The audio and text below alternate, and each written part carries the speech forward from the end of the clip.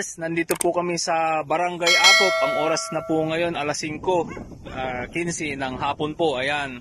Ito po model farm po ito. Marami silang pananim dito. So mga iba't ibang klase ng fertilizer po ang ginagamit nila po dito. Ayan, hanggang doon. Marami po yan, mga ampalaya, yan, mga upo, mga sitaw, mais. Pero ito pong palay na ito po, yan, interviewin po natin si Kuya, no, kasi binigyan natin siya ng Growers Beat 1000 Plus. Ito na po yung kinalabasan, sir. Anong pangalan mo, sir? Felix Bautista po. So anong naranasan mo doon sa pulyar na binigay namin sa iyo, sir? Yung ginamit ko na Growers 1000. Oo, Growers Beat 1000. Ito nakalagay na ngayon yung inisprayan ko. Ayan po, oo. Gumanda na. Ayan. So nung una po, anong kalalagayan ng pagay niyo po? Nung una, siya, naputi. Nung inisprayan ko, gumanda na.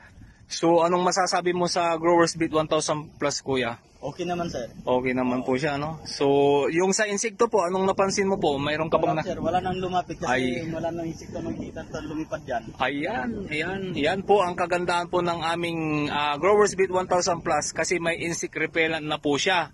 Yan, kung ano yung hinahanap po ng mga halaman po natin, mayroon na po siya, all-in-one na po siya. Ayan po, mga ka-farmers na po natin ang mga nagsasabi po.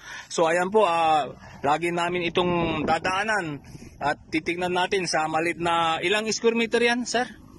20 by 35 yata. 20 by 35, ayan, model farm kasi nila ito. Naghanap sila ng magandang foliar fertilizer na may pinapamarisan nila. So yung kabila po, yan, ginamitan din yan ng ibang foliar po. Yan po. So ayan, ito yung model farm po natin sa Acok, Rosales po. Ayan, maraming salamat, Kuya. So anong masasabi mo sa aming foliar fertilizer at sa mga viewers natin, mga gagamit ng foliar fertilizer? Maganda naman, sir, yung foliar nyo. Okay, maraming salamat, sir, ha.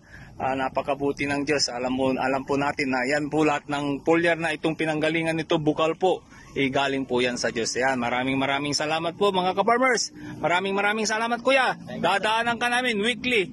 Ibablog po namin yan. Maraming salamat po. God bless po. God bless.